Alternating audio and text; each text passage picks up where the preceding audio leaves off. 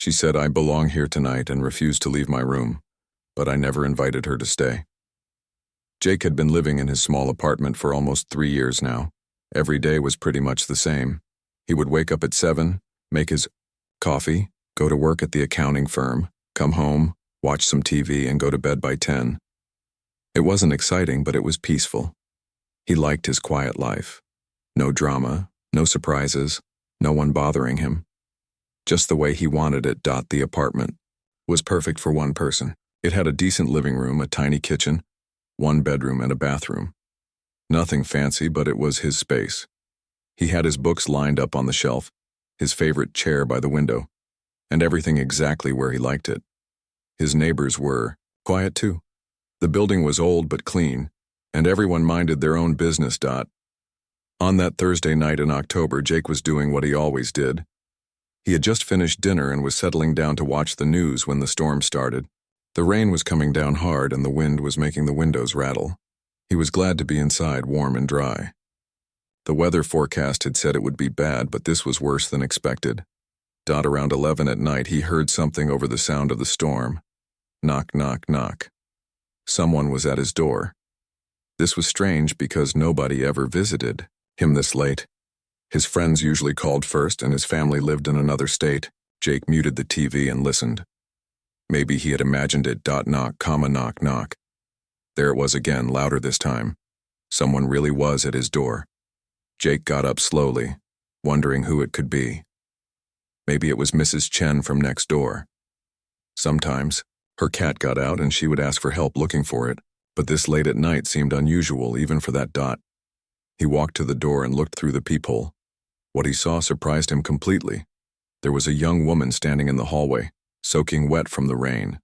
Her dark hair was stuck to her face, and she was carrying a small backpack.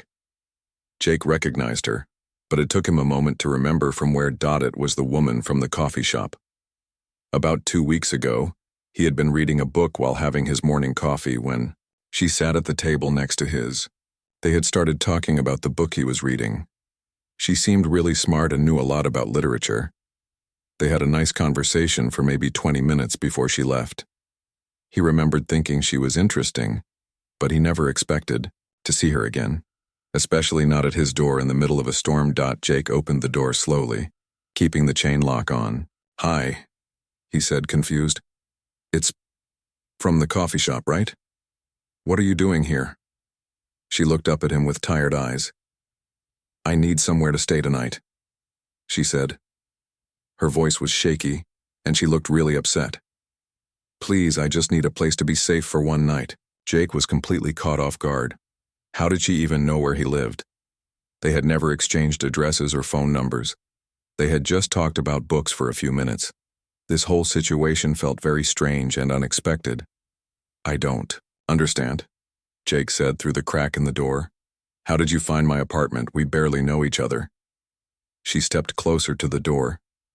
"I saw you getting mail from the mailboxes downstairs a few days ago. I was visiting someone in the building." She paused and looked down the hallway nervously. "Look, I know this is weird, but I really need help. I can't go home tonight. It's not safe for me there." Jake felt torn.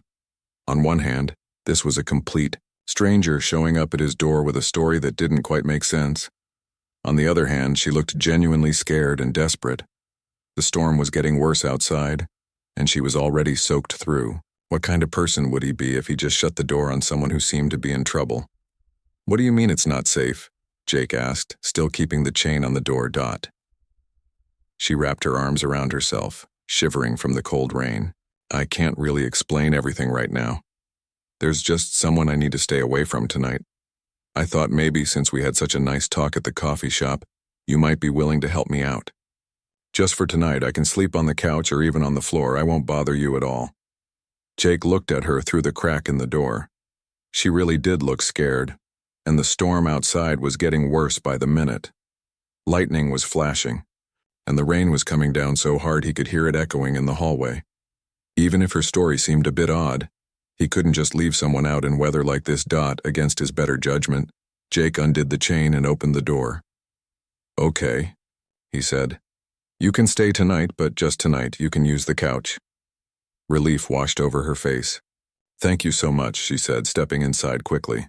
I really appreciate this. You're saving my life. As soon as she was inside, Jake noticed how she looked around the apartment like she was studying it. Her eyes went over everything. The books, the furniture, the kitchen, even the hallway leading to his bedroom. It made him feel a little uncomfortable, but he told himself she was probably just nervous and trying to get familiar with the space. The bathroom is down the hall if you want to dry off, Jake offered. I can get you a towel and maybe a t-shirt to sleep in. That would be great, she said, setting down her backpack near the couch. You're really kind to do this for me. Jake went to get some clean towels and an old t-shirt from his dresser. When he came back, he found her in the kitchen, looking through his cabinets. This struck him as a bit forward, but maybe she was looking for a glass of water or something. Everything okay? He asked. She turned around and smiled. Just checking. What you have for breakfast tomorrow? I like to cook, and I thought maybe I could make us something nice as a thank you. Jake handed her the towels and shirt. That's not necessary. Really, just make yourself comfortable tonight, and in the morning we can figure out your next steps. She took the items from him, and for just a second their hands touched. I feel so safe here already, she said, looking directly into his eyes. Like I belong here tonight. Something about the way she said those words made Jake feel uneasy, but he couldn't put his finger on why. Maybe it was just the stress of the unexpected situation. He had never had someone stay over before, especially not someone he barely knew. Well, get some rest, Jake said. I'm going to bed. There are extra blankets in the hall closet if you get cold. Good night, she called softly as he headed toward his bedroom. And thank you again. Really? Jake closed his bedroom door and sat on the edge of his bed, wondering if he had made the right decision. Something about this whole situation felt off, but he couldn't figure out what exactly was bothering him. Maybe he was just overthinking things because it was so unusual for him to have someone in his space. Outside, the storm continued to rage, and Jake could hear the rain hitting his bedroom window. He lay down and tried to sleep, but his mind kept going back to the strange way she had looked at his apartment, like she was memorizing every detail. And how had she really found his address? Her explanation didn't quite add up. But she seemed genuinely frightened of something, and helping someone in need was the right thing to do. At least that's what Jake told himself as he finally drifted off to sleep, not knowing that his quiet, predictable life was about to change in ways he never could have imagined. Jake woke up the next morning to the smell of bacon cooking. For a moment, he forgot about the events of the night before and wondered if he was dreaming. He never cooked bacon in the morning. He usually just grabbed a piece of toast and coffee before heading to work. Then it all came back to him. The storm, the knock on his door, and the woman from the coffee shop who was supposed to be sleeping on his couch. Jake looked at his alarm clock. It was 7:30, his usual wake-up time, but someone else was already up and moving around in his kitchen. He got dressed quickly and walked out to the living room. The blankets on the couch were neatly folded, and he could hear humming coming from the kitchen. When he walked in, he found her standing at his stove wearing the t-shirt he had given her and what looked like a pair of his pajama pants that she must have found somewhere. Good morning, she said cheerfully, flipping bacon in the pan. I hope you don't mind, I found some eggs and bread too. I thought I'd make us a proper breakfast as a thank you for letting me stay. Jake stood there for a moment, trying to process what he was seeing. His kitchen looked different. She had cleaned everything, reorganized his spice rack, and even washed dishes that had been sitting in his sink for days. The whole place smelled like cleaning supplies mixed with breakfast food. Where did you find my pajama pants? Jake asked, still confused about how she had gotten into his dresser. Oh, I hope that's okay, she said, not looking away from the stove. I was cold last night and I saw them folded on top of your laundry basket in the hallway. They were just sitting there, so I figured it would be fine. Jake didn't remember leaving any clothes on his laundry basket, but maybe he had forgotten. His mind was still trying to catch up with everything that was happening. Listen, he said carefully, I was thinking you probably need to figure out where you're going to stay today. I have to go to work soon. She turned around and smiled at him. Actually, I was hoping we could talk about that. I called in sick to my job today. I really don't feel ready to go back to my normal life yet. Yesterday was really hard for me. Her eyes got a bit watery. Being here feels so safe and comfortable, like this is where I'm supposed to be right now. Jake felt uncomfortable with how she was talking about his apartment, like it was some kind of refuge that belonged to both of them.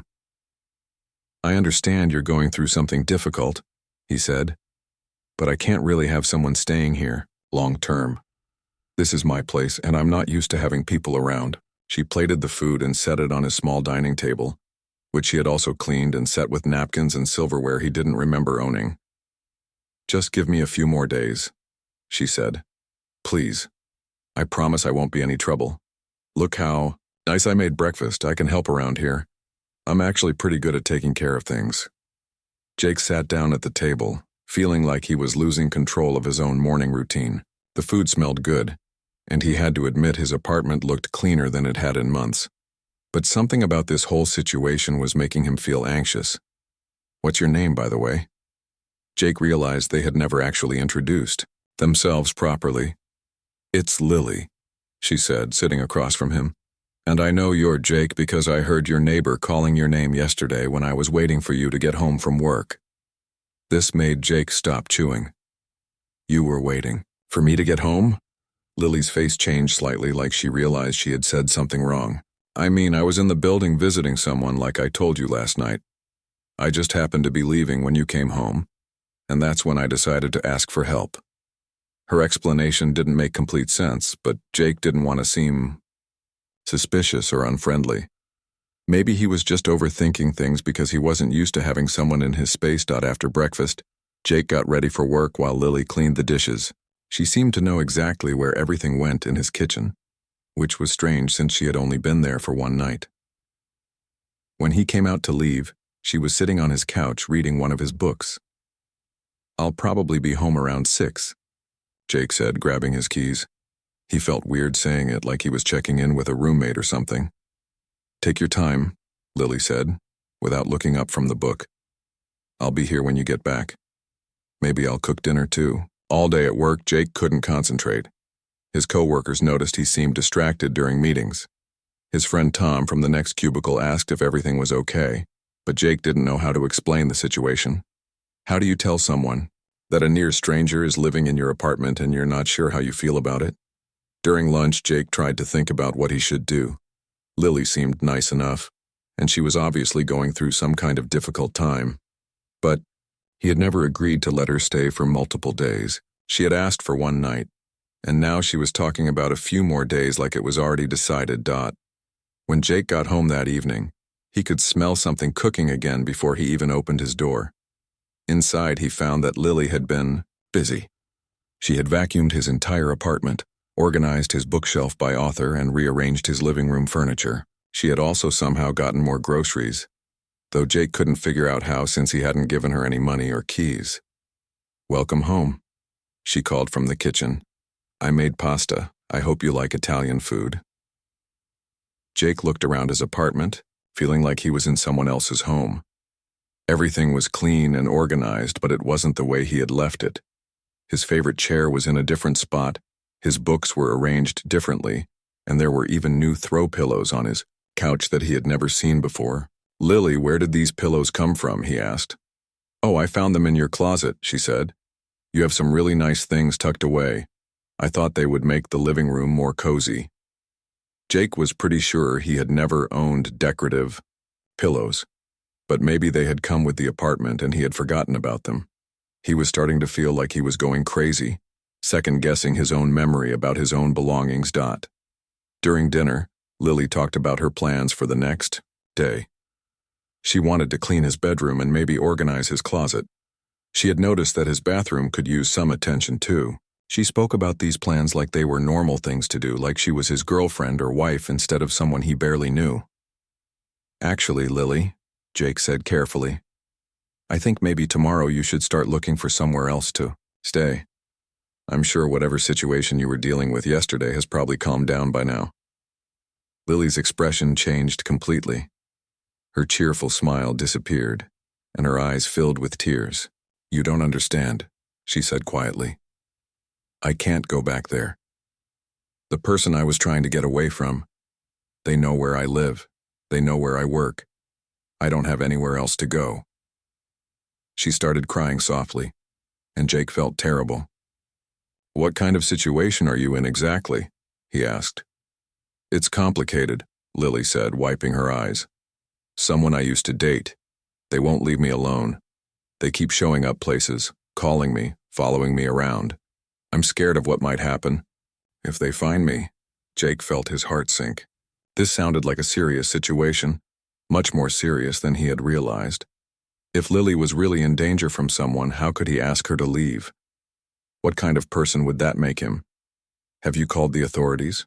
Jake asked. "Maybe. They can help you get a restraining order or something." Lily shook her head. "It's not that simple. This person is really manipulative. They make it seem like I'm the problem, like I'm the one who's being unreasonable. Nobody believes me when I try to explain what's really happening." Jake looked at Lily sitting across from him at his dining table, crying quietly, and felt completely out of his depth. He had no experience dealing with situations like this. His life had always been simple and drama-free.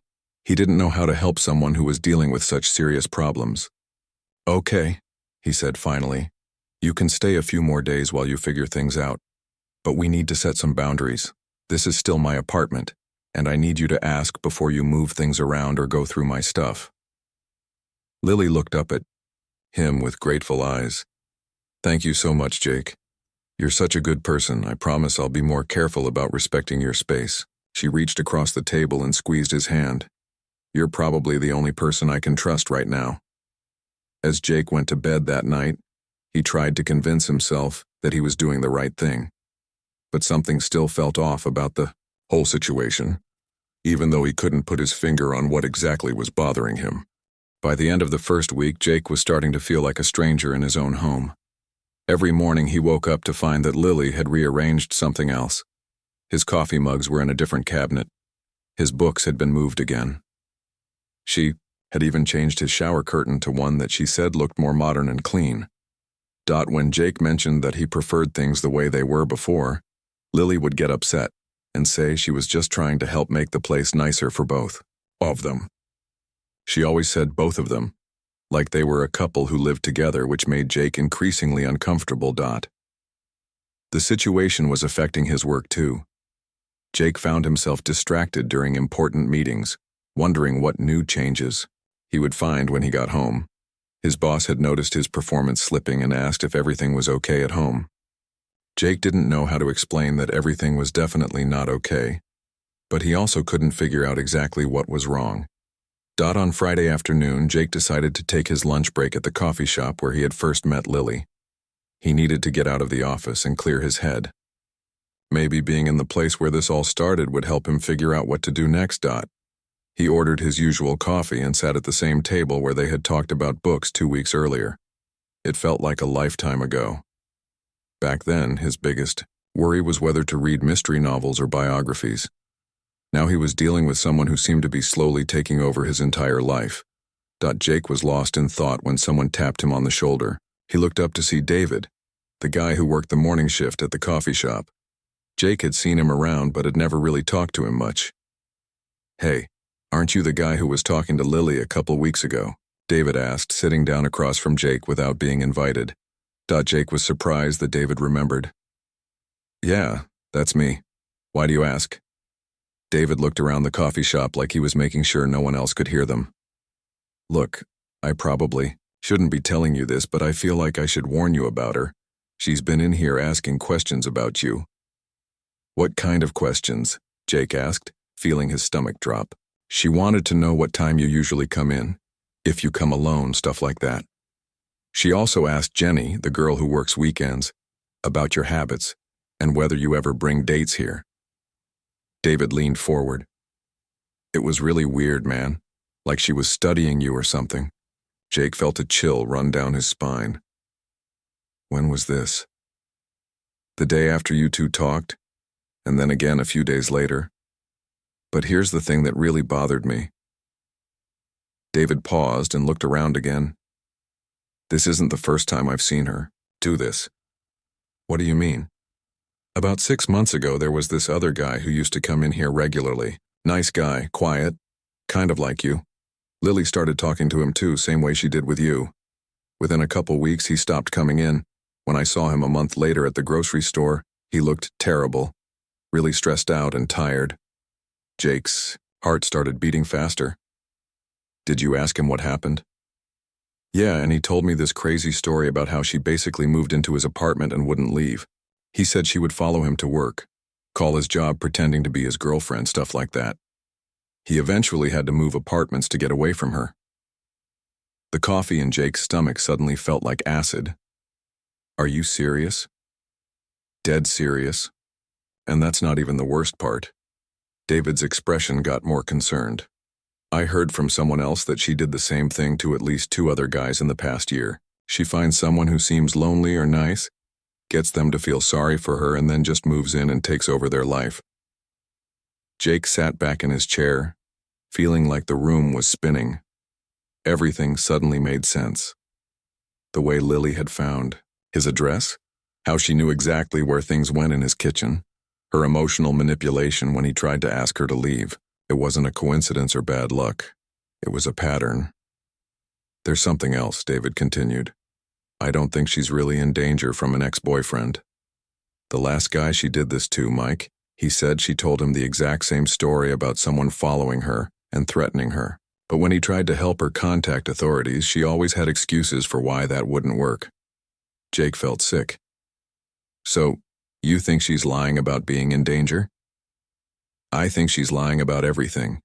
She finds guys who are decent people, people who want to help someone in trouble, and she takes advantage of their kindness. David shook his head. I'm sorry to have to tell you this, but I couldn't just watch it happen again without saying something. Jake thanked David and left the coffee shop in a daze. His mind was racing, trying to process everything he had just learned.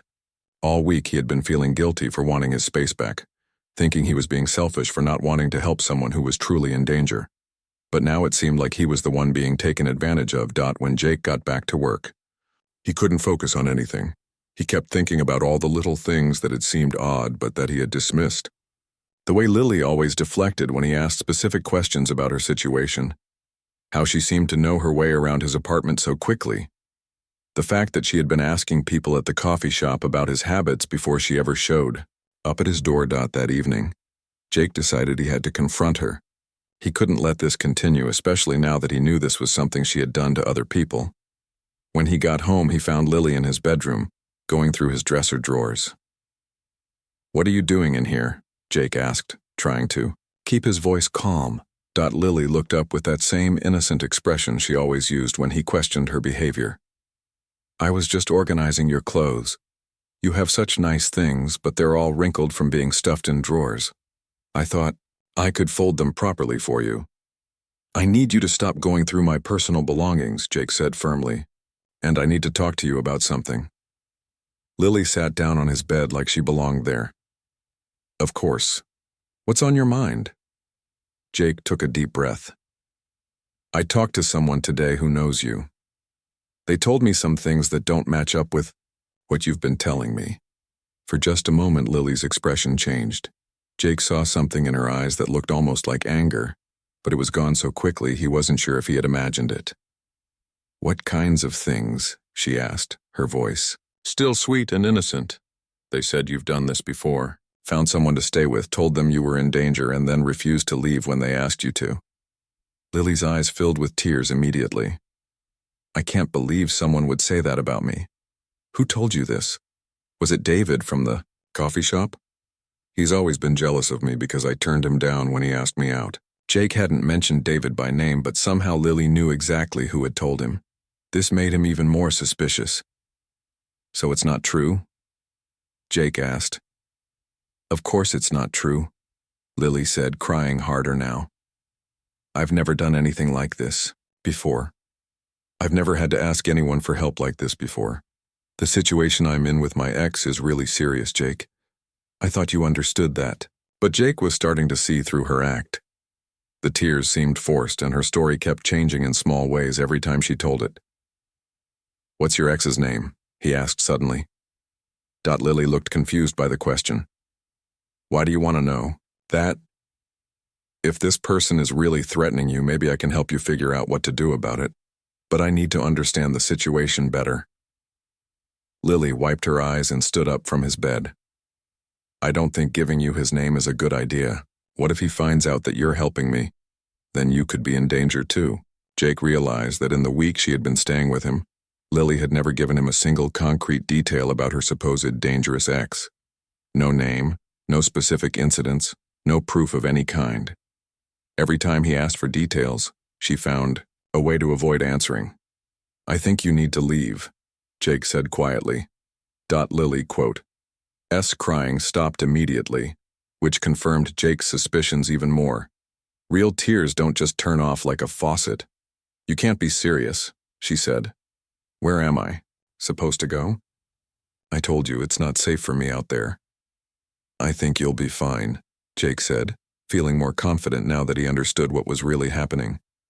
"I think you've been taking advantage of my kindness, and I won't let it continue." Lily's whole demeanor changed. The sweet, helpless act disappeared completely. "You don't know what you're talking about," she said coldly. "We have something special here. Can't you see that? I've made this place better. I've made your life better. We belong together." Jake felt a chill hearing her use those words again. "We barely know each other. You showed up at my door a week ago, and I tried to help you. But this has gone way too far." "You can't just throw me out," Lily said, her voice getting louder. "I don't have anywhere else to go. And besides, I've been living here for a week. I have rights now." Jake stared at her, realizing that the person standing in his bedroom was completely different from the scared, helpless woman who had shown up in the storm. This was someone who had clearly done this before and knew exactly how to manipulate the situation to her advantage. "I want you to pack your things and leave tonight," Jake said as firmly as he could. Lily looked at him for a long moment, and Jake could see her calculating her next move. Finally, she smiled, but it wasn't the sweet smile he had seen all week. Jake stared at Lily in complete disbelief.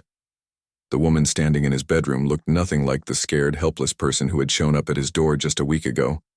Her eyes were cold and determined, and there was something in her expression that made him feel genuinely uncomfortable for the first time since this whole thing started. "What do you mean this is your home now too?" Jake asked, trying to keep his voice steady. Lily walked over to his dresser and started putting the clothes she had been folding back into the drawers, acting like their conversation was over. "I've been living here for a week, Jake. I've been taking care of this place, cooking for you, cleaning for you. This is as much my home as it is yours now." Jake felt like he was in some kind of nightmare. "That's not how this works. This is my apartment. I pay the rent. You asked to stay one night and I was trying to be helpful." "Were you being helpful?" Lily asked, turning around to face him. "Or were you enjoying having someone take care of you? Because I saw how happy you were coming home to clean rooms and hot meals every night." Jake realized she was right about that part. He had been enjoying the meals and the clean apartment, but that didn't give her the right to claim his space as her own. "Even if I liked some of the things you did, that doesn't mean you can just decide to live here permanently." Lily sat back down on his bed and patted the space next to her like she was inviting him to sit in his own bedroom. "Why don't you just think about it for a while? We get along so well. We like the same books, we have great conversations, and I make your life so much easier. Why would you want to go back to living alone when we could build something beautiful together?" The way she was talking made Jake's skin crawl. She was acting like they were in some kind of romantic relationship when they barely knew each other. "Lily, I need you to understand something. We are not together. We are not building anything. You are someone I tried to help, and now I need you to leave." Lily's expression darkened again. "You know what I think, Jake? I think you're scared of letting someone get close to you. You've been living alone for so long that you've forgotten how nice it can be to have someone who cares about you." Jake walked out of his bedroom, hoping she would follow him so they could continue this conversation in the living room. But when he turned around, Lily had closed his bedroom door behind him. He could hear her moving around inside, and when he tried the doorknob, he discovered she had somehow locked it from the inside. "Lily, open this door right now," Jake called through the door. "I'm getting ready for bed," she called back. "We can talk more about this tomorrow when you've had time to think clearly." Jake stood in his hallway staring at his own bedroom door, in complete shock. She had locked him out of his own bedroom. In all his years of living alone, he had never felt so helpless in his own space. He went to the kitchen to look for the spare key to his bedroom, but he couldn't find it anywhere. Lily must have taken it. Jake realized that over the past week, while he thought she was just being helpful by organizing and cleaning, she had actually been studying his apartment and figuring out how to control it. That night, Jake slept on his own couch, feeling angry and confused. How had he let things get this far? A week ago, he was living a peaceful, quiet life, and now he was locked out of his own bedroom by someone who seemed to think she owned the place. The next morning, Jake woke up early, hoping to catch Lily when she came out of his room. But when he got up, he found her already in the kitchen making breakfast again, acting like nothing strange had happened the night before. "Good morning," she said cheerfully. "I hope you slept okay on the couch. I know it's not the most comfortable, but I thought you might need some space to think about our situation."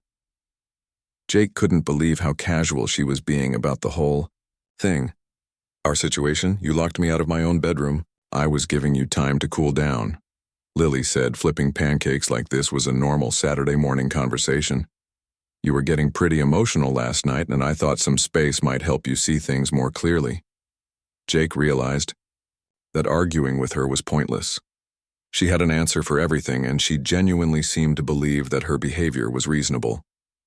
He decided to try a different approach. "Lily, I'm going to give you until this afternoon to pack your things and find somewhere else to stay. If you don't leave voluntarily, I'm going to have to call the building manager." Lily set down her spatula and turned to look at him. "You know, Jake, I don't think that's going to work out the way you think it is." "What do you mean?" "Well, yesterday while you were at work, I had a nice long conversation with Mr. Rodriguez, the building manager. Sweet old man. I told him all about how we've been having some relationship troubles, but we're working through them together." Jake felt his stomach drop. "What exactly did you tell him?" "I explained that we've been living together for a few months now, and that we had a fight because you've been working too much and not paying enough attention to me. I was crying when I talked to him, so he felt really bad for me." Jake stared at her in horror. "You told him we've been living together for months?" "I also mentioned that you've been drinking more lately and that sometimes you say things you don't mean when you're upset." Mr. Rodriguez was very understanding. He said a lot of couples go through rough patches, and he sure will work things out. Jake realized what she had done. She had gotten to Mr. Rodriguez first and painted herself as the victim of a troubled relationship. If Jake went to him now and said he wanted her out, it would look like he was the unstable one trying to kick out his girlfriend after a fight. "You can't be serious," Jake said. "I also talked to Mrs. Chen next door," Lily continued calmly. "I borrowed some sugar from her and mentioned how nice it's been having someone to take care of the apartment while you're dealing with work stress. She's such a sweet lady. She said she's noticed how much happier you seem lately, and she's glad you found someone who takes such good care of you." Jake felt like the walls of his apartment were closing in on him. In just one day, Lily had convinced his neighbors that they were in a relationship and that he was the one with problems. She had been planning this, probably from the moment she arrived. Over the next few days, things got worse. Jake would come home from work to find that Lily had made even more changes to his apartment. She had thrown away clothes she said were too old or unflattering. She had rearranged his furniture again and gotten rid of books she said were depressing or not good for positive energy. When Jake protested, Lily would get upset and say she was only trying to make their home more beautiful and peaceful. She kept using the word "there," like it was the most natural thing in the world. The worst part was how she had started answering his phone. When Jake's sister called from out of state to check in, Lily answered and had a long conversation with her about how well they were getting along and how happy Jake seemed. When Jake tried to explain to his sister later that Lily was not his girlfriend, his sister seemed confused and said Lily had mentioned they were talking about moving in together permanently. Jake realized that Lily was systematically isolating him and making it impossible for him to get help. Every time he tried to explain the situation to someone, it sounded crazy, because Lily had already gotten to them first with her version of events. At work, Jake's performance continued to suffer. His boss called him into a meeting and asked if there were problems at home that were affecting his job. Jake wanted to explain everything, but how could he tell his professional, serious boss that a woman had taken over his apartment and was pretending to be his girlfriend? Jake started staying late at work just to avoid going home. But even that backfired when Lily started calling his office, claiming to be worried about him working such long hours. She spoke to his co-workers like she was his concerned girlfriend, asking them to make sure he wasn't overworking himself. One evening, Jake came home to find that Lily had invited Mrs. Chen over for dinner. The two women were sitting at his dining table, talking and laughing like old friends. Mrs. Chen complimented Lily on what a wonderful job she was doing taking care of Jake in the apartment. "You're so lucky to have found such a caring young woman," Mrs. Chen told Jake. "She was just telling me about the surprise birthday party she's planning for you next month." Jake's birthday wasn't for 3 months, but he couldn't correct Mrs. Chen without seeming ungrateful or making Lily look bad. He realized that Lily was not just taking over his apartment, she was taking over his entire life, one relationship at a time. That night, after Mrs. Chen left, Jake tried one more time to have a serious conversation with Lily. "This has to stop," he said. "You can't keep pretending we're in a relationship. You can't keep making plans for my life without asking me." Lily looked at him with that patient expression she had perfected, like she was dealing with a confused child. "Jake, I understand that this is all new for you. You've been alone for so long that having someone care about you probably feels overwhelming. But I'm not going anywhere. This is my home now, and you're going to have to accept that." As Jake looked around his apartment that night, he realized he barely recognized it anymore. His books were gone or rearranged. His furniture was in different places. His phone was being answered by someone else. Jake spent the weekend walking around his neighborhood trying to figure out what to do. He couldn't go home because Lily would be there, acting like everything was normal. He couldn't talk to his neighbors because they all thought she was his girlfriend. He felt completely alone and didn't know where to turn. On Sunday afternoon, Jake found himself sitting in a park near his apartment building, staring at his phone. He had been thinking about calling his sister, but he knew Lily had already talked to her. He had thought about calling his parents, but they lived across the country and would just worry about him without being able to help. Finally, Jake decided to call his friend Tom from work.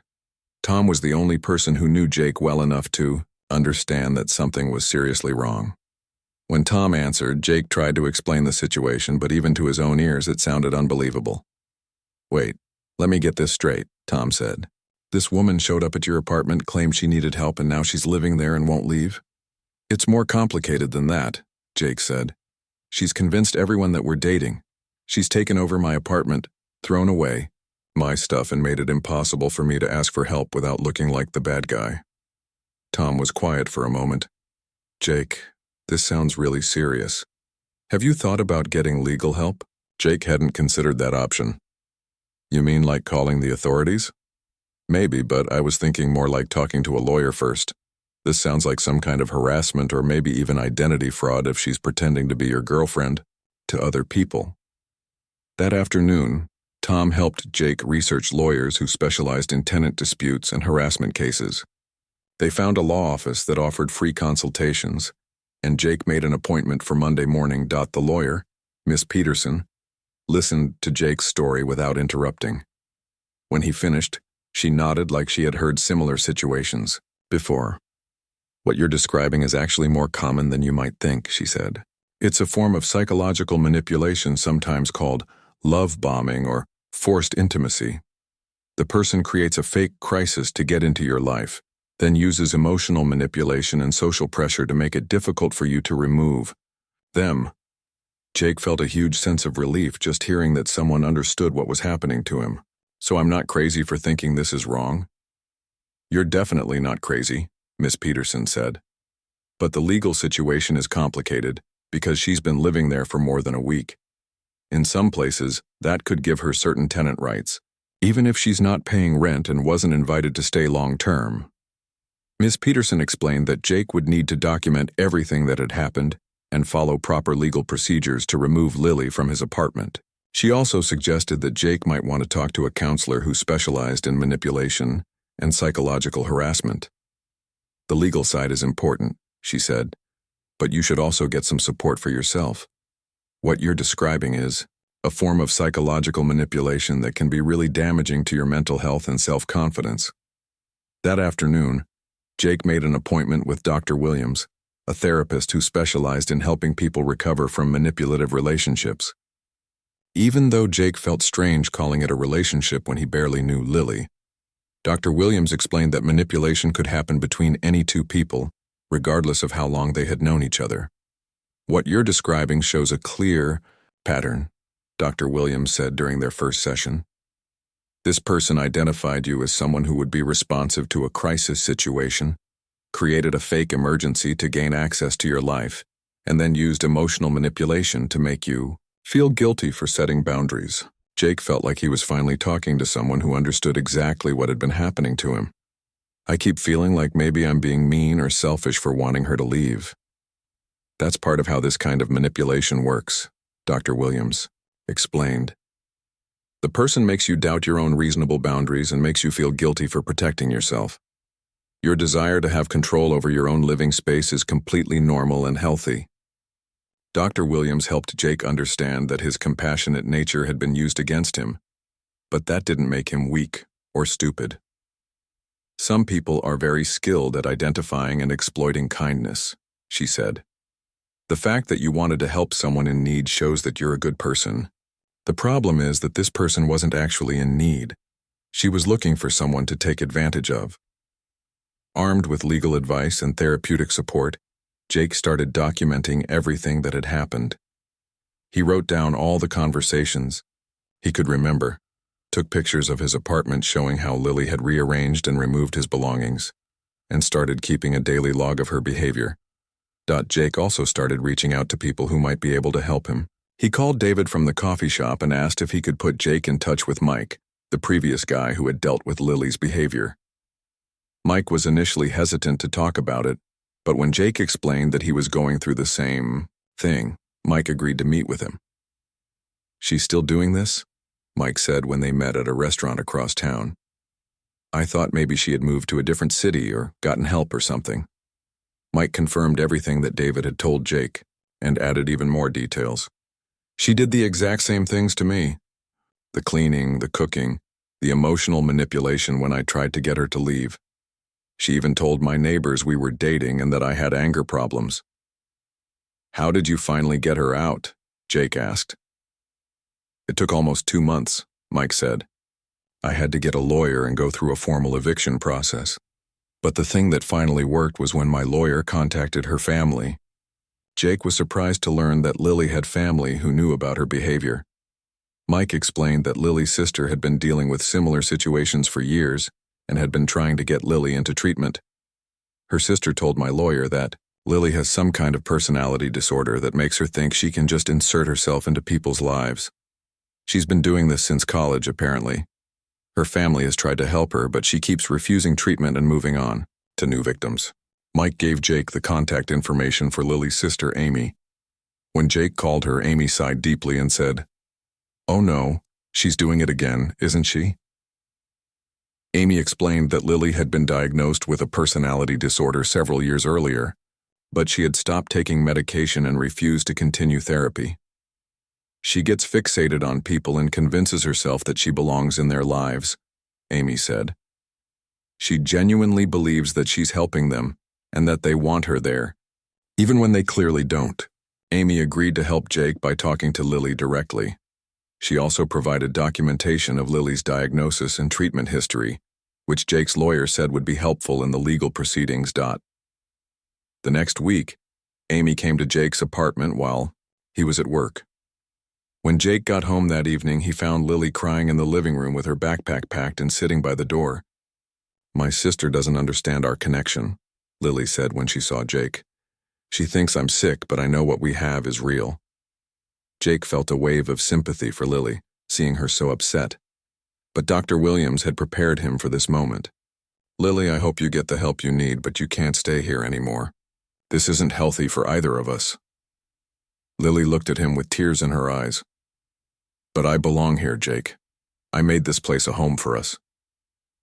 "You made this place feel like a prison for me," Jake said, surprised by his own honesty. "I've been sleeping on my own couch because you locked me out of my bedroom. I've been afraid to come home to my own apartment. That's not love, Lily. That's not a relationship." Amy had arranged for Lily to enter a residential treatment program that specialized in helping people with her condition. It wasn't a permanent solution, but it was a start. Lily left that night, still insisting that Jake would realize he missed her and ask her to come back. After Lily left, Jake spent weeks putting his apartment back the way it used to be. He found his missing books hidden in closets, bought new clothes to replace the ones she had thrown away, and slowly returned his furniture to its original positions. The hardest part wasn't fixing his apartment. It was rebuilding his confidence and trust in his own judgment. Dr. Williams helped Jake understand that he had been the victim of a sophisticated form of psychological manipulation, and that his confusion and self-doubt were normal responses to that kind of treatment. "You didn't do anything wrong," she reminded him repeatedly. "You tried to help someone you thought was in crisis. The fact that you were deceived doesn't mean you're gullible or weak. It means you're human and compassionate." Jake continued seeing Dr. Williams for several months, working through the anxiety and trust issues that had resulted from his experience with Lily. He also joined a support group for people who had experienced similar situations, where he learned that psychological manipulation was more common than he had realized. 6 months later, Jake heard through David at the coffee shop that Lily had completed her treatment program and was living in a supervised group home in another state. She was apparently doing better and had started taking medication again, though Amy had warned that her condition would require ongoing management and support.